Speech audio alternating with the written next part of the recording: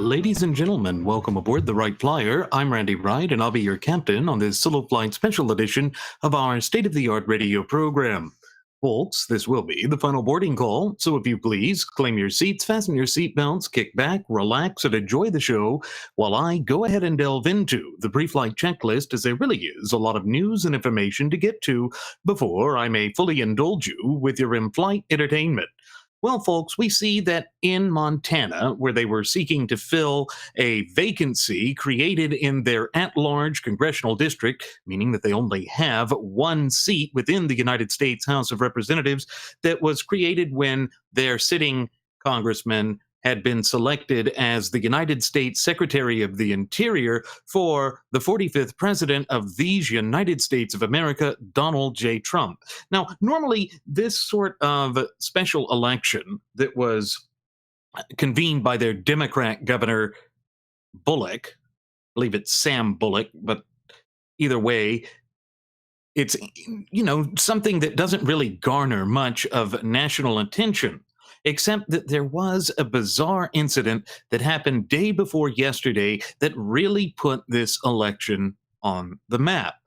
And what's interesting is that the man that this was swirling around, the gutless opposition party or GOP nominee, that of Greg Gianforte, was accused of accosting a Guardian reporter. Of course, Guardian being that rag out of the United Kingdom, based in London, for essentially asking him policy questions with respect to one of the things that he has been a champion for ever since Donald J. Trump had secured the reins of political power in this once thriving and flourishing representative republic and vibrant community of popular sovereigns of ours. Namely, this reporter, who was Ben Jacobs with The Guardian, had apparently and allegedly, without permission, made his way to the presence of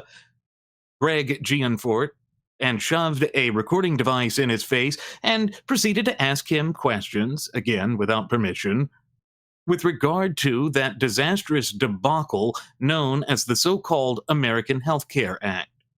Remember, folks, the American Health Care Act is the alleged repeal and replacement legislation that the gutless opposition party, or GOP, has proposed in respect to completely repealing and replacing, so they claim, rather facetiously, the disastrous and debacle known as the so-called Patient Protection and Affordable Care Act, or as it's more commonly referred to in the American vernacular, Obamacare. Now, he, being Gianforte, had basically thrown his weight behind the so-called American Health Care Act, claimed that he was for repealing Obamacare, and he had also thrown his weight behind the 45th president of these United States of America fairly early on in that disastrous debacle and fiasco known as the 2016 presidential election cycle. Now, it has to be noted that he claimed that he did so rather reluctantly, as a great many of the GOP had claimed throughout the course of that election. And there's something to be said with what happened next in this saga of Gianforte and this bizarre incident with the reporter. He said that he should ask his press guy for that because he was preparing for an interview with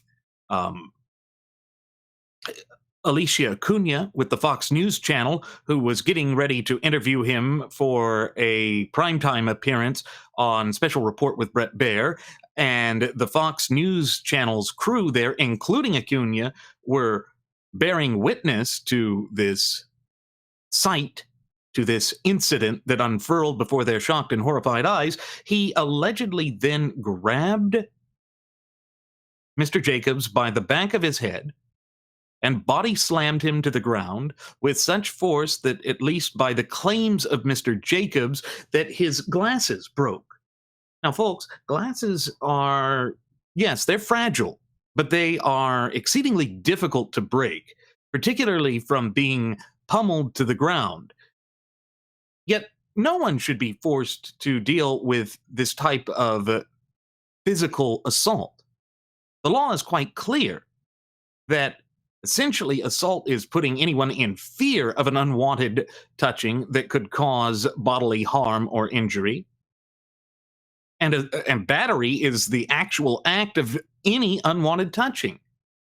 Yet we see that those within the rank and file of the so called right wing punditry and commensurate have basically gone forth and debased themselves in trying to engage in apologetics of the worst sort. And the reason that I bring this up as I sit here speaking into this microphone, conveying this message unto you, our cherished listening passengers and audience members, is because we have to remember the immortal advice of that sagacious founding father, Samuel Adams, when he said that in order for the United States to remain a vibrant and robust and strong and secure republic, the people have to be a virtuous people. In other words, as I have so oft times reiterated on previous episodes of Radio Aviation Excellence, the Wright Flyer, we have to live by a high standard or code of morality to be able to differentiate and distinguish between that which is right and that which is wrong. And so, yes, it's amazing that Greg Gianforte won. However, the early voting ballots had already come in, and it's important to recall that this happened on the day prior to the scheduled special election. Because it was held yesterday, which would have made that, let's see, that would have been May 25th. It was the birthday of our founding, or it was the birthday of my first officer, Jeremy Grapington. So let me go ahead and give a shout out to my first officer. Very happy birthday, even though it's belated here on this solo flight special edition of our state of the art radio program. But anyway, back to the topic du jour here. The claims that began to swirl around, the allegations, were really amazing because Alicia Acuna and the Fox News crew and personnel had seemingly corroborated the claims that were made by the Guardian reporter, Mr. Jacobs, saying that he had asked a couple of questions about what Mr. Gianforte thought of the delay with respect to the so-called American Health Care Act, which is just an attempt to repackage Obamacare. There's no way around that, folks. I know that we've covered that almost to the point of ad nauseum on previous episodes of our state-of-the-art radio program, but apparently Gianforte didn't want to be pressured with this. Gianforte didn't want to have to address this. He didn't want to have to discuss it because he didn't want it to make him look bad. Didn't want to have to deal with any of that. But that's tough. Politics is always going to be a dirty game. You're always going to face those sorts of gotcha questions. It's an inescapable fact and reality of the American system of polity, and that's not going to change.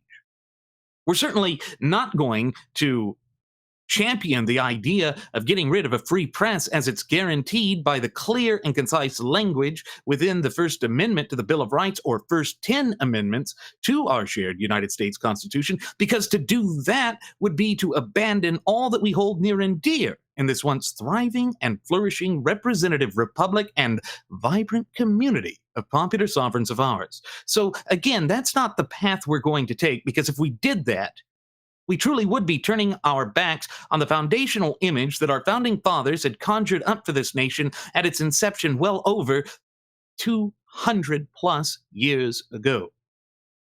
So why is it that the story that was then put out by the campaign staff and personnel of Gianforte didn't match what the eyewitness account stated and what Mr. Jacobs himself stated? Because according to Alicia Acuna and the Fox News crew, not only was Mr. Jacobs body slammed to the ground, but he received several haymakers whilst in the prone position. But the way that his staff tried to put it was that Jacobs aggressively thrust the smartphone recording device, the voice recording app on it, I guess is what he was using, in the face of Gianforte without permission. Gianforte repeatedly told him no, and then he got worried, or he got angry. He let go of his emotions. He lost all control of his emotions. As Jeremy likes to put it, he allowed his emotions to dictate his logic, and as a direct consequence therefrom, he had a moment of weakness. A moment in weakness where he showed something that is intolerable.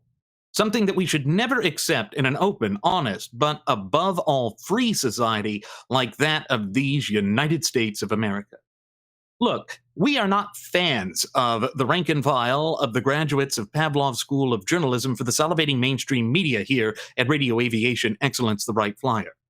We have warned throughout the course of the past approximate 2 years of the dangerous game, that dark and twisted game, might I add, of semantics that they play. That goes right back to our premiere episode, which aired on September 11th of 2015.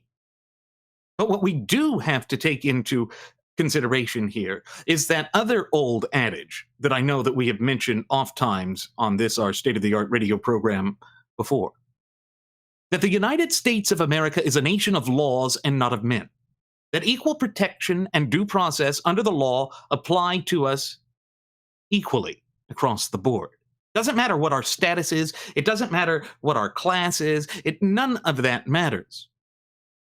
That is what a true meritocracy is. And the United States of America, at its heart, at its very core, is a nation based on meritocracy. Or at least it used to be. But we have seen over the course of the past several successive generations that there has been a sort of moral blight, a moral decay that has begun to grip the hearts, souls, and minds of the true ultimate wielders of popular sovereignty in the United States, we the people. And this is because the frothing at the mouth Fabian socialist leftists and their allies in the historical revisionists and the Common Core standard bearers for education have been attempting to dumb down and indoctrinate the up-and-coming generations with the hopes of being able to continue this to have perpetual influence over even those generations which have yet to be born, to ensure that we don't have a fluent and working knowledge and understanding of our shared United States Constitution and thereby our fundamental and inalienable God-given rights. Folks, this is all by design. It is designed to strip and deprive us of those rights, and as my first officer, Jeremy Grapington, has oft-times reiterated, and as I have oft-times reiterated, and as even our first Air Marshal, Mr. Nelson Ward, has oft-times reiterated on previous episodes, without those fundamental and inalienable rights, endowed to us by our Creator, the God of nature himself, then we are truly left with nothing. And that's how they want to play it. They want to strip and deprive us of everything. They want to move in incremental fashion to ensure that we become essentially wards of the state. But not just wards, because wards can still have rights. They don't want us to have rights unless they, just in a detrimental fashion, in a haughty and arrogant fashion, say that they have provided it to us. You see, that's the great lie of the frothing at the mouth Fabian socialist leftists. They want us to believe that the government is some sort of benevolent benefactor that provides us with our rights, when in fact, nothing could be further from the truth. Because the moment that we start to view the government as some sort of an end-all be-all solution for the cornucopia and plethora of problems that we face, both as a nation and people, that is the moment that we begin to sell ourselves short. And again, I believe that is something we can ill afford to allow to come into fruition. Folks, it feels as though at times that we can say this until we're blue in the face, but that there is a huge segment within the body politique of this republic of ours that will refuse to acknowledge any of it. And part of that problem is something that I've mentioned before, And it's that we have allowed our system of polity to devolve into a mere spectator sporting event. In other words, we've become pom-pom waving cheerleaders for our side and are willing to engage in all sorts of genuflecting in order to excuse the inexcusable conduct of certain members of our party just because they are our guy. They're part of our team. The rah-rah shish kumbah pom-pom waving must continue unabated. Folks, when these people are seeking to hold office, and when we keep in mind that advice of Sam Adams that we have to be a virtuous people, that means that we have to be ready, willing, and able to hold ourselves accountable, each other accountable, but especially, and most importantly, our elected officials accountable for our words, deeds, and actions. There is no escaping this. But the frothing at the mouth Fabian socialist leftists, the alt-right, the detente wing of the gutless opposition party, all of these nefarious forces, all of these disparate and competing factions within the body politique of these United States of America, they don't care. They're the ones that preach this message of we can't hold anyone accountable. I know that I've pointed out in the past how Barack Hussein Obama's regime didn't even want to call convicted felons felons. They don't want that to attach to them. They don't want the stigma of responsibility and taking accountability for one's actions to stick, because then it means that they lose a modicum of control. And you know what, ladies and gentlemen, that's what it always comes down to.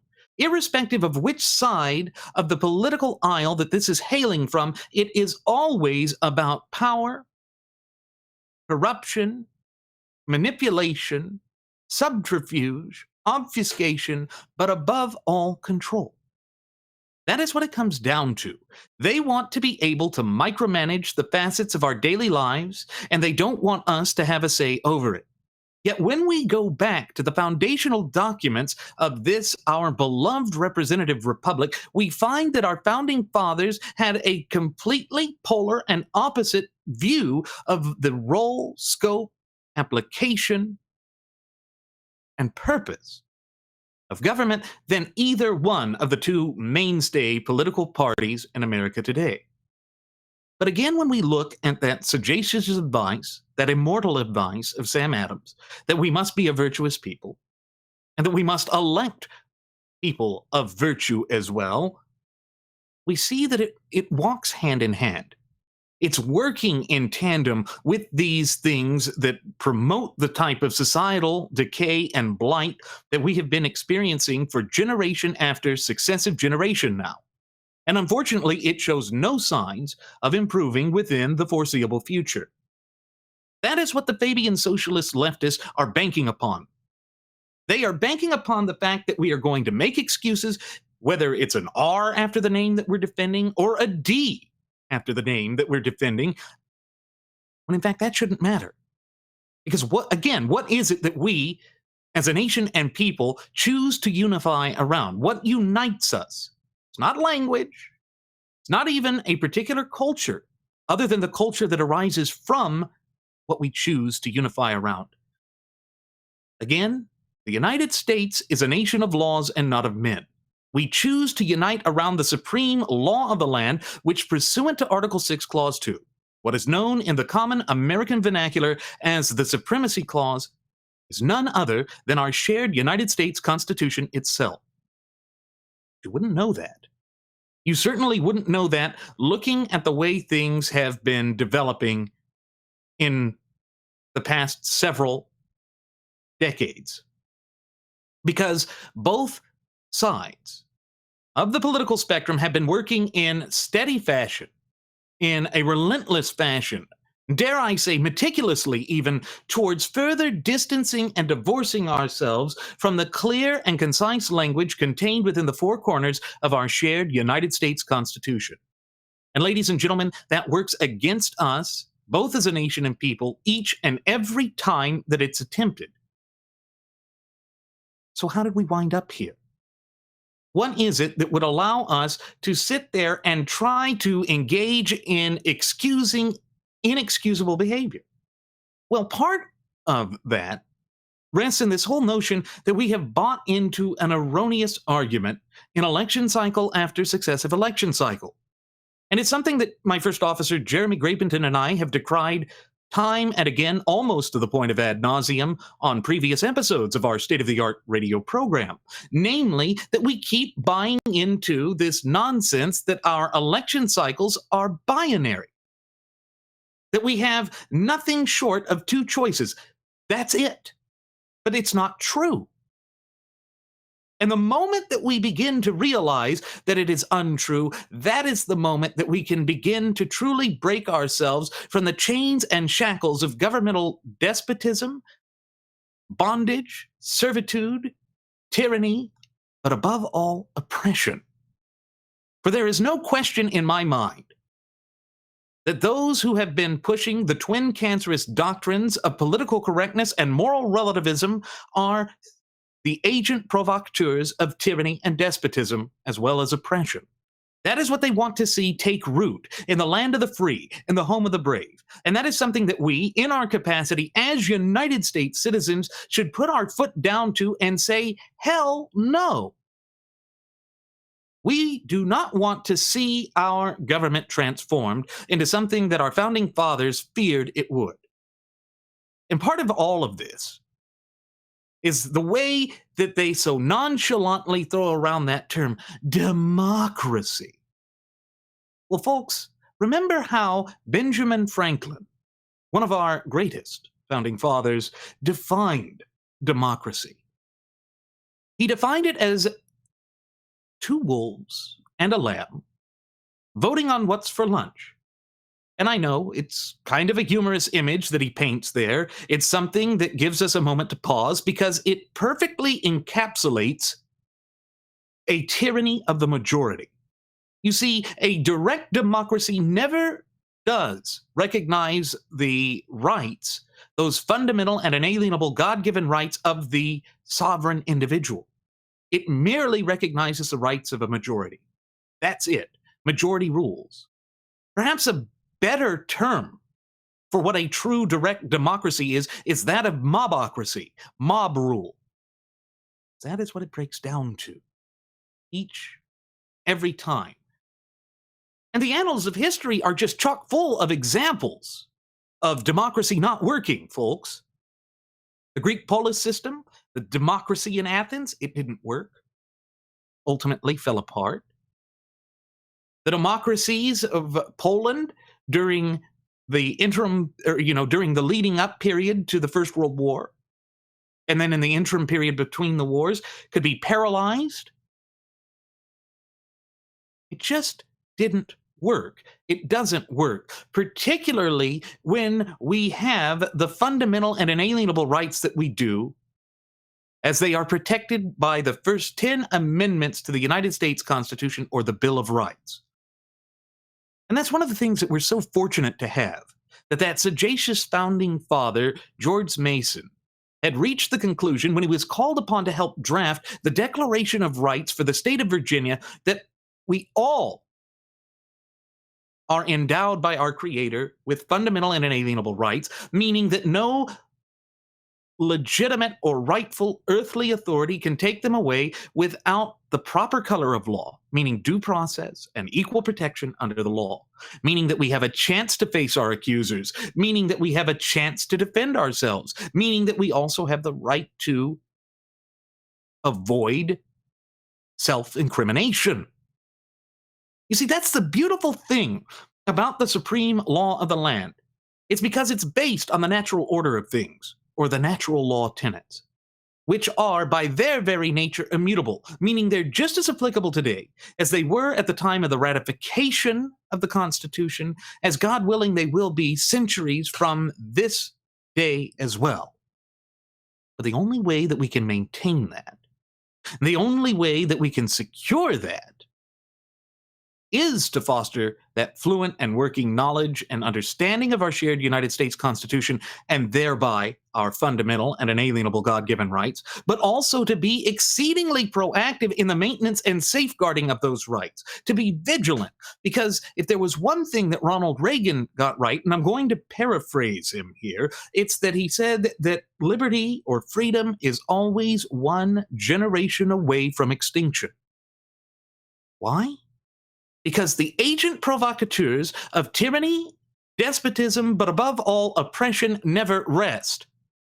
The frothing at the mouth Fabian socialist leftists are dedicated to incrementally and incessantly and meticulously pushing this nation ever leftward, irrespective of the deleterious and detrimental impact that it has upon the true ultimate wielders of popular sovereignty in this once thriving and flourishing representative republic of ours, we the people. They don't care. They see us as a means to their ends.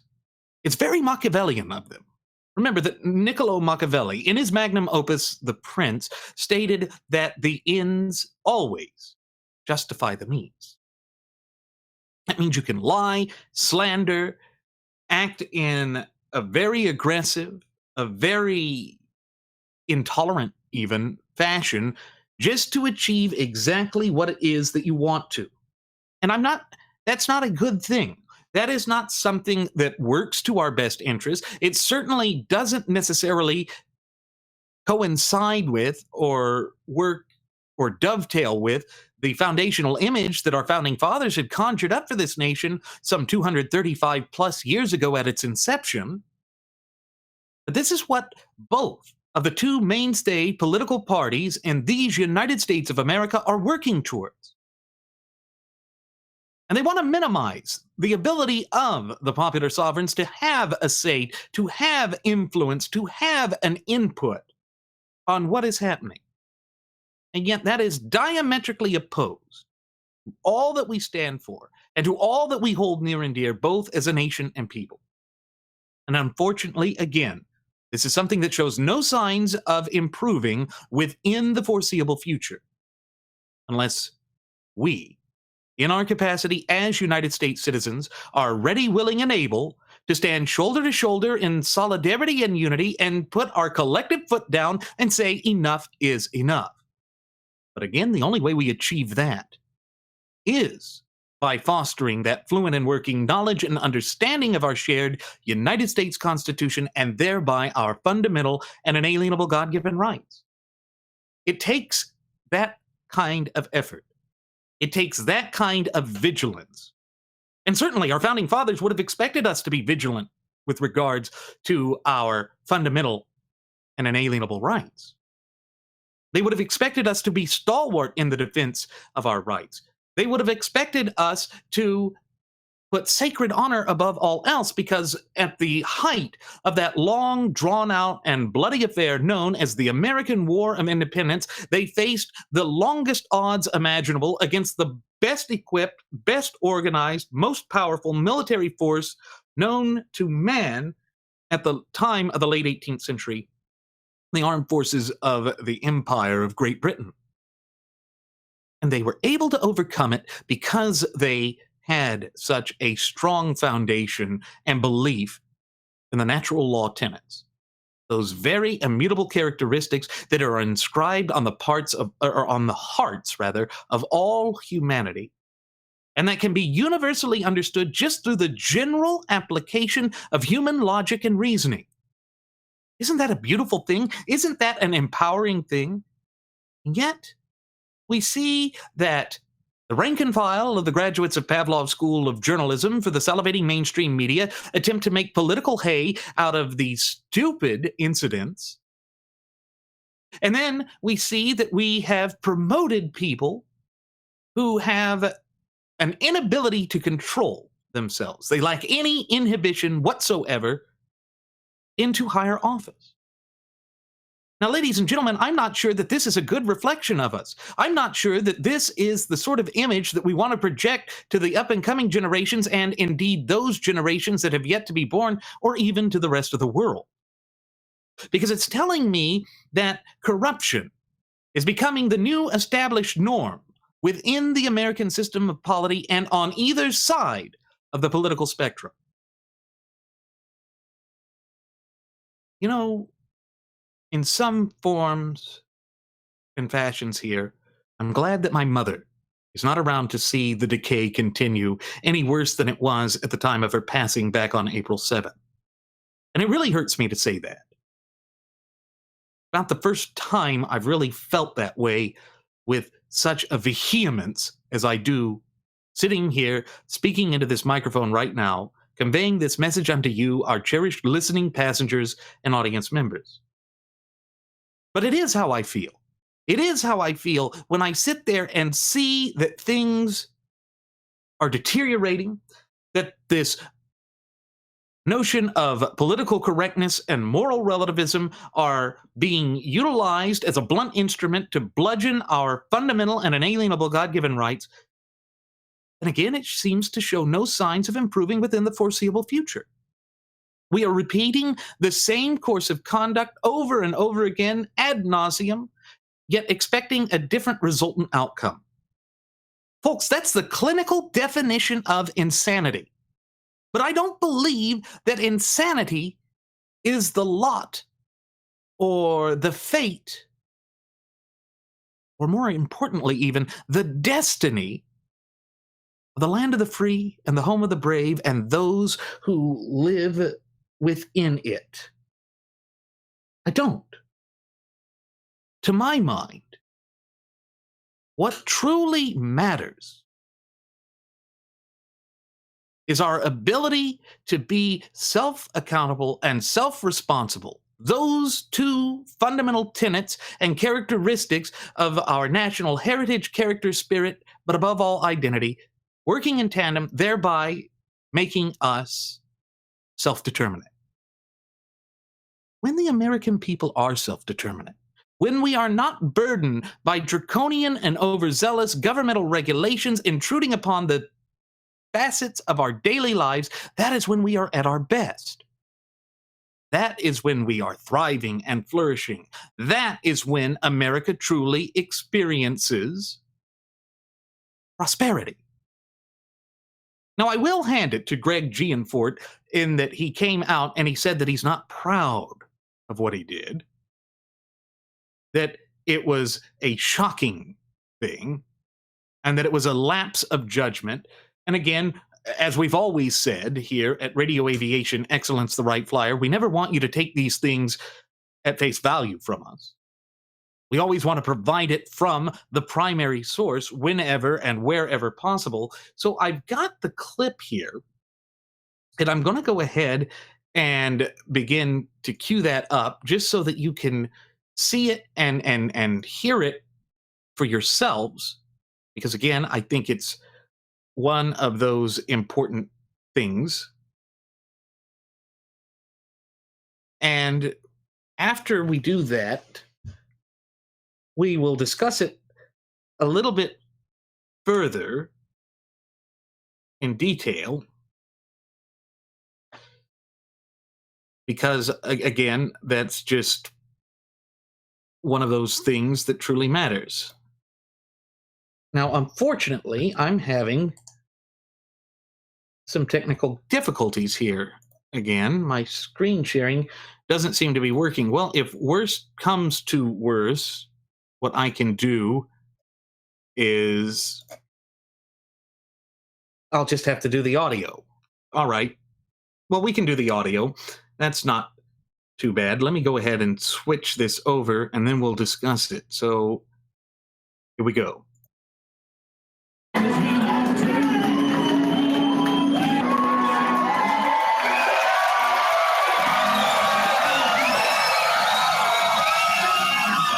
Last night, I learned a lesson. Yeah. And no, please, I need to share something from my heart here. And I just ask you to bear with me. And when you make a mistake, you have to own up to it. That's the Montana way. Amen. Last night, I made a mistake. And I took an action that I can't take back. And I'm not proud of what happened. I should not have responded in the way that I did. And for that, I'm sorry. You're forgiven. Now, that was interesting. They instantly said, and you're forgiven. But here's the thing, folks. It almost sounds like a little bit of too little, too late. That the only thing he's sorry about is that he got caught. And I'm not going to be the one to sit there and attempt to judge the seriousness of his apology, to judge how sincere he is with respect to it. But I will say this. He's going to have to learn to control himself. He's going to have to develop a little bit of an inhibition. He's going to have to start being truly representative of the people that he has been elected to represent, particularly given that Montana has an at-large congressional district, meaning that they only have one seat within the United States House of Representatives. Because again, the way that this representative republic of ours is designed from its very inception, well over 200 years ago, it's that we, the people, delegated certain powers and authorities unto the government, and that those powers and authorities are, by their very nature, limited. But when you have somebody like Gianforte there, who comes forth and says that he supports things like the American Health Care Act, which is a gross over constitutional reach, an unconstitutional reach by the federal government. It violates the very tenets of federalism, or the proper interrelationship between the federal government and the respective governments of the several states. That's a major problem. It's a major issue that I have. And unfortunately, when we have both mainstay political parties seeking to infuse this leviathan and out-of-control administrative state with even greater amounts of power, it leaves us in a very tenuous and untenable as well as unsustainable situation. And again, that is something that shows no signs of improving within the foreseeable future. But it is interesting that he went on to say that when you make a mistake, you have to own up to it. Yes, finally. That is some accountability. I'm going to give him the benefit of the doubt on that one. And when he said, I'm not proud of what happened, that too, kudos to him for that. Because again, if we recall the way that our founding fathers viewed all of this, remember, Sam Adams saying that we had to be a virtuous people. Sacred honor is what mattered to them above all else. Sacred honor is what should matter to all of us beyond everything else. It is that important. It is a quintessential aspect of our national heritage, character, spirit, but above all, identity as a nation and people. And it was interesting because one of the things that the Washington Examiner did here is it said that Gianforte's victory was suddenly less certain after news of the assault broke just hours before voters went to the polls. But Gianforte apologized nonetheless and said that he learned a lesson. Well, let's hope that he was truly heartful in saying that. I'm going to keep a healthy skepticism of it. And one of the things that the Washington Examiner also pointed out here is that his election was safe in part because so many people voted early in the state that heavily favored Donald Trump last November. And again, remember that he had linked himself, although he would state rather reluctantly, to the 45th president of these United States of America. But here's the thing. When he says that you deserve a congressman who stays out of the limelight, I have to wonder, Will he be able to constrain himself with the press? And keep in mind, folks, that we here at Radio Aviation Excellence, the Wright Flyer, are no fans of the rank and file of the graduates of Pavlov's School of Journalism for the salivating mainstream media. Will he be able to develop a situational awareness that will allow him to tamper down that seemingly boisterous temper, seemingly hot, short fuse that he has with his temper? Or is this going to be a repetitive meltdown process as we have experienced with the 45th president of the United States, Donald Trump? Only time will tell. Only time will tell whether this is going to be yet another opening act in the second staging of this dark and twisted game and session of political kabuki theater. It's a good question. We don't know. But then he went on to say that Montanans said, "We are going to drain the swamp." Well, here's the problem. If you run around punching or pummeling reporters to the ground simply for asking you policy questions about an unpopular piece of legislation, about something that the gutless opposition party or GOP has been essentially abandoning the great litany of campaign promises that they have made over the course of the past successive 4 election cycles, how in the hell is that draining the swamp? These platitudes are just that. That's all they are. They are merely platitudes, and they do nothing to help propel this nation back onto the path to prosperity. And it again reminds me of the issue that Jeremy and I took with respect to that shallow, hollow, empty, and ultimately meaningless platitude that was the Trump campaign slogan, that of "Make America Great Again," or MAGA. First of all, it's erroneous in that it presupposes that these United States of America ever once ceased being great. I never bought into that line. But second of all, for argument's sake here, I'm going to play devil's advocate. Let's say it is true that America ceased being great. How do you make America great when you're not even going back to the things that made America great in the first place, to the clear and concise language contained within the 4 corners of our shared United States Constitution? Anything less than that is wholly unacceptable. Now, that may sound inflexible on my part. That may sound as though I am being abrasive, that I'm badgering, that I'm being argumentative for argument's sake. But nothing could be further from the truth.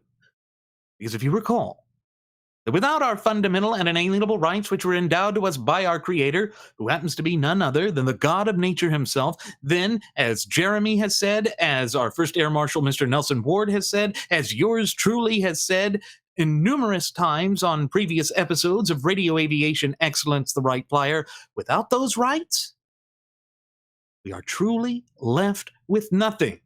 That is what is coming to the forefront. That is the staunch and stark reality that we are going to have to awaken to in these United States of America and in our capacity as United States citizens. Now, the Democrats were defeated in this election last night, but do not think that this is the end of them. Do not think that they will not find a way to utilize this as a catalyst to push a renewed effort to become even more insanely left-wing. Because, if anything, the frothing at the mouth Fabian socialist leftists are meticulous, they're patient, they are determined. These setbacks, as far as they're concerned, are merely minor setbacks. The great plethora of their work, the great main impetus of their work is still unfurling before the shocked and horrified eyes of the nation.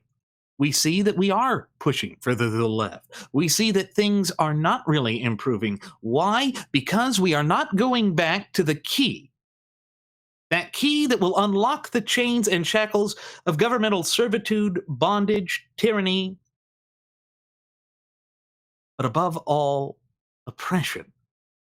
And that key, which has been with us since the inception of this nation, well over 235 plus years ago, is none other than our shared United States Constitution. In other words, ladies and gentlemen, what we have to do if we truly want to kindle a renaissance here in America, to place us back onto the path of prosperity, is we have got to get back to strict adherence to the clear and concise language contained within the four corners of our shared United States Constitution, and we have to do this at all levels of government, meaning from the municipal and local up to the county, to the states, and ultimately to the limited federal government.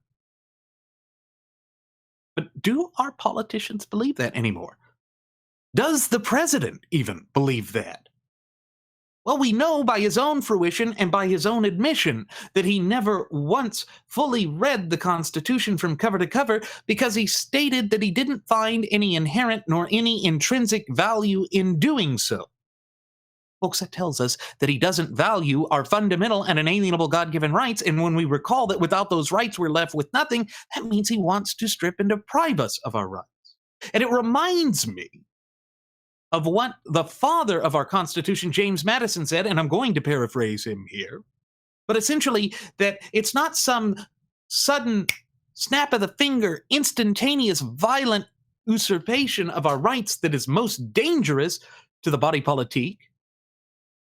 Rather, it's gradual, incremental usurpations over time that suddenly, at one point, in the course of our relatively brief yet illustrious history here on God's green earth, we will awaken to find that we don't even recognize the nation in which we live anymore.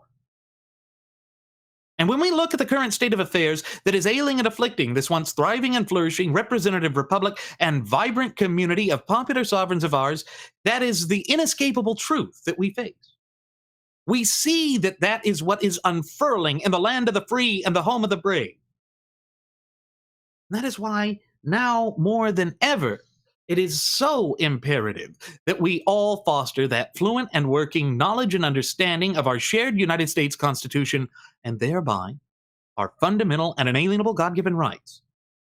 Because those things are non-delegable, they're non-negotiable, they should never be placed on the bargaining table. But we are bargaining away our credibility. We are undermining our moral high ground with things like this. In years past, this sort of chicanery, like what we saw there with Gianforte, and the way that the people would just say you're instantly forgiven, that wouldn't be acceptable. He'd have to come out and pay penance.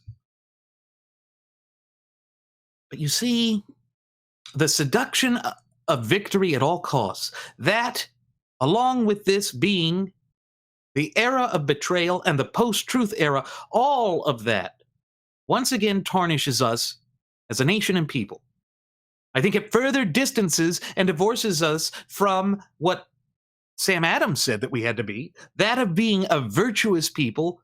In other words, a people that live by a high standard of morality, a high code of morality, truly able to distinguish and differentiate the line of demarcation between that which is right and that which is wrong, into something that is a moral relativist society. And remember that moral relativism is simply situational morality. Depending on the people and depending on the scenario or the place, what may be moral at one time is immoral another time. That's not how we are. Because when we look at the natural order of things, or the natural law tenets, under the totality of the circumstances, and with a modicum of objectivity, we see that there is a set standard for that which is right and that which is wrong.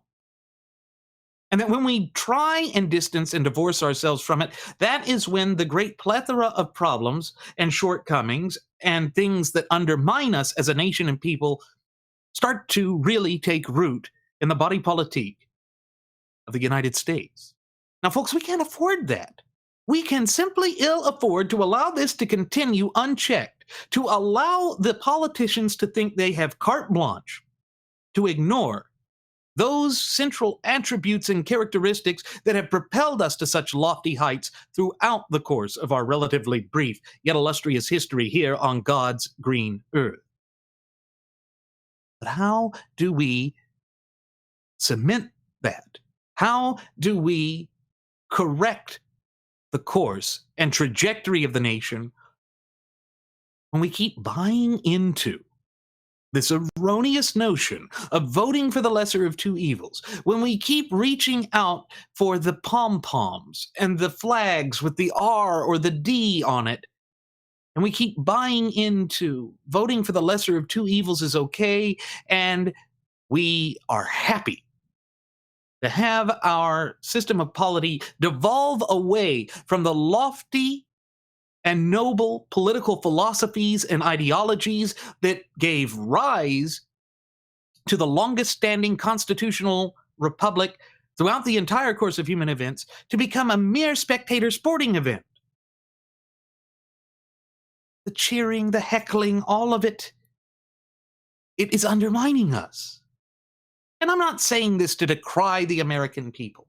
I'm not. I'm just calling things as I see them. I'm attempting to be as objective here as possible. But we here at Radio Aviation Excellence, the Wright Flyer, have never been shy about or coy about mentioning the fact that we are true dyed-in-the-wool constitutional compositionists. That, in other words, what we believe is that we have to get back to strict adherence to the way the Constitution was composed at all levels of government. But we see that this is being abandoned in wholesale fashion by those who currently wield the reins of political power in the land of the free and the home of the brave. And unfortunately, again, this is something that shows no signs of improving within the foreseeable future. And part of the reason that we have fallen into such times as these is because the so-called right-wing punditry and commentatorate, people like Trump's bimbo there with Rush Limbaugh, and Sean Hannity, Little Orphan Annie Yap Yap Toto Coulter the Floozy, and Matt Drudge, Michael Weiner Savage, and the list goes on and on ad nauseum, when they sit there and obfuscate the truth, when they essentially become a mirror image of the rank and file of the graduates of Pavlov's School of Journalism for the salivating mainstream media, that hurts us.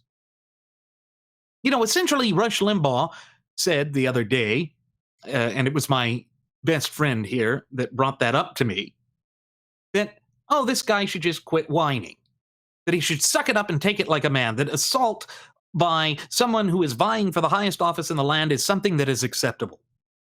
Is that literally how far we're willing to let our system of polity fall? Rush, what in the hell are you thinking? What are you smoking? Because it's certainly not the cigars you used to smoke, or if they are, they got laced with something. Quit being a political hack. Quit undermining the values that you have espoused since your radio program first went on the air back in 1988. What the hell happened, Rush? Why have you become nothing short of a mere apologist for any and every craven action that is taken by those who are vying for elected office in this once thriving and flourishing representative republic and vibrant community of popular sovereigns of ours? I don't get it. I don't understand why you don't believe in the sacred honor that our founding fathers cherished above all else. You see, folks, this fully demonstrates just how far we have fallen, how our political ideology and movement has been hijacked and corrupted by this idiotic, childish notion of the seduction of victory at all costs. None of that works for us. None of that lends us any credence or credibility. It doesn't propel us. It damn sure doesn't rein in this out-of-control leviathan of an administrative state that was started by the father of the American progressive movement, Republican Theodore Roosevelt. No. It's all obfuscation of the truth via subterfuge. Subterfuge of it is designed to hide the truth. It's designed to spin the narrative to fit a particular agenda. Whereas we used to be dedicated to the truth. Whereas we used to understand that, as Scripture so aptly put it, ye shall know the truth, and the truth shall set ye free. Why have we abandoned that? What have we done to forget who we are, both as a nation and people? Well, yes, it's due thanks in no small part to those incessant and relentless efforts by the frothing at the mouth Fabian socialist leftists, their allies in the historical revisionists, and the rank and file of the graduates of Pavlov's School of Journalism for the salivating mainstream media, for generation after successive generation indoctrinating us. But this was a sudden change. This was a darkness that was unleashed in the wake of that disastrous debacle and fiasco known as the 2016 presidential election cycle, and with each successive passing day, it seems to be getting worse. The rabid tensions that exist in this land are not improving, and we are finding ourselves more divided than we have been at any other point in our nation's history, save for the year 1861. And for those history buffs of you in our cherished listening passengers and audience members, you will recall that that was year 1860 to 1861. 1861 was the year that we started the Civil War. The year that we tore ourselves asunder and slaughtered on wholesale fashion 2% population. And if we are not careful, we are going to be doomed to repeat the mistakes of the past, because those who fail to learn from history are doomed to repeat it. Not necessarily in the same fashion, not necessarily in the same manner. But the heightened tensions and the divisiveness that is poisoning the body politique of this country is like a cancer that is threatening to metastasize on the body politique. It is going to be worse. And yet, as I sit here speaking into this microphone, conveying this message unto you, our cherished passengers and listening audience members, that's exactly what's unfurling before us.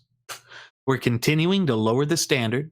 We're continuing to see this deathward spiral, this tailspin that our nation's been in for at least the past decade.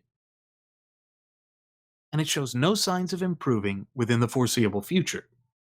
And in fact, we see that we still have a major and significant problem.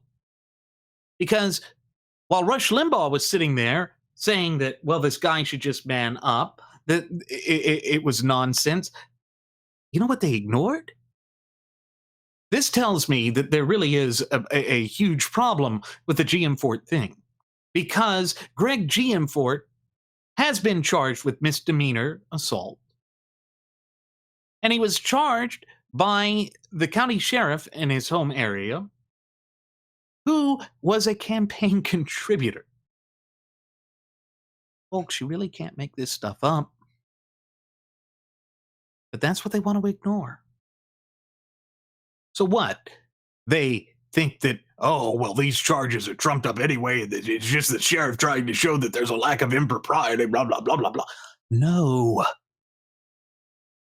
Remember, we are a nation of laws and not of men, meaning that equal protection and due process under the law applies to all of us, irrespective of our social standing, irrespective of offices that we may hold. In fact, the only thing that could change about it is that we would be or be holden to a higher level of scrutiny with respect to it, that a higher standard would apply to us if we've sworn an oath to uphold and defend and to promote to the best of our ability the supreme law of the land. But again, in a time dominated by the twin cancerous doctrines of political correctness and moral relativism, people aren't taking their oaths seriously anymore. People aren't being held accountable. Consequences are not being fulfilled.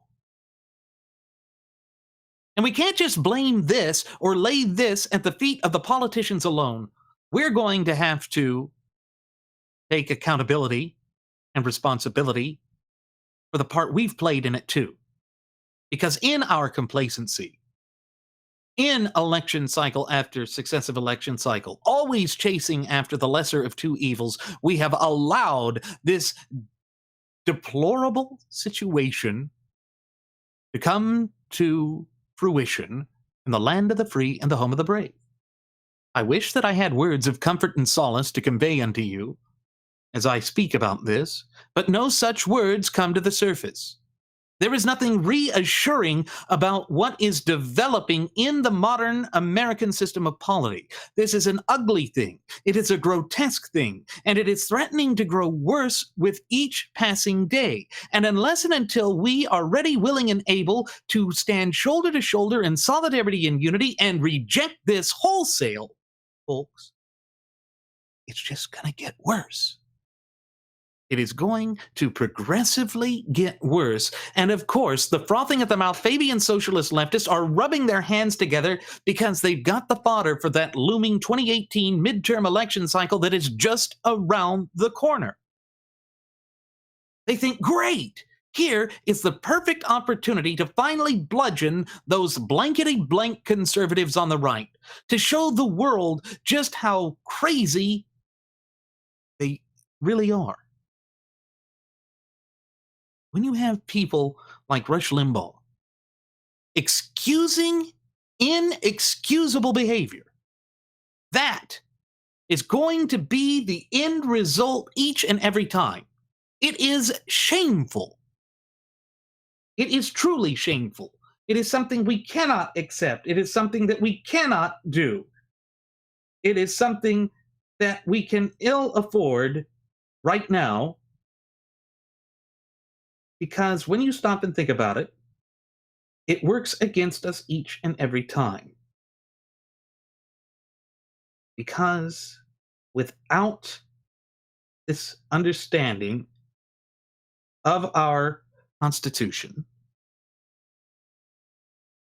and our rights, we fall victim to this sort of chicanery, this sort of twisted system. But when we foster that fluent and working knowledge and understanding of our shared United States Constitution, and thereby our fundamental and inalienable God-given rights, there is no force on earth big enough to stop us. Now, with that said, it is time for us to begin our descent. I'm going to go ahead and send the flight attendant back with one last round of alcohol. As always, folks, I'm your captain, Randy Wright. I want to thank you for choosing to fly the Wright Flyer. If she attempts to assault you, by the way, folks, just go ahead and push her out of the plane. Should you have any questions, comments, concerns, or even topic suggestions, please feel free to leave them either in the comment section here on our YouTube page, or on our Google Plus page, or even on our Facebook page. And on top of that, I invite you to follow us over on Twitter with the Twitter handle @RadioAviationEX. One more time, folks, that's @RadioAviationEX. And there you will find the departure board that lists my personal Twitter account, as well as the personal Twitter account of my first officer, Jeremy Grapington. You will find the Blogspot account that is just chock full of useful information. And just as you will find in the description section of today's program, you will find a link to the Cafe Press account. Folks, at the Cafe Press account, we have all sorts of trinkets, novelty items, and goodies, either with our Radio Aviation Excellence, the Wright Flyer original logo on it, or our First Class Passenger logo, or even the two Uplifting America logos on hats, shirts, shoes, jewelry, bumper stickers, tote bags, laptop sleeves and protectors, smartphone sleeves and protectors, mugs, thermoses, you name it. It's there, and all at reasonable prices. You simply can't go wrong with the Cafe Press account. And folks, by the way, if you haven't already done so, please do subscribe. We welcome all subscribers here at Radio Aviation Excellence, the Wright Flyer. We couldn't do the show without you folks. We do the show for you, to empower you. And we always enjoy your feedback. You're always welcome here. And we hope to see you again next time when we take you over the friendly airwaves, leaving you with that indelible yet pure sense of enlightenment that we always do here at Radio Aviation Excellence, the Wright Flyer. Hope to see you again next time, folks. Please do take care.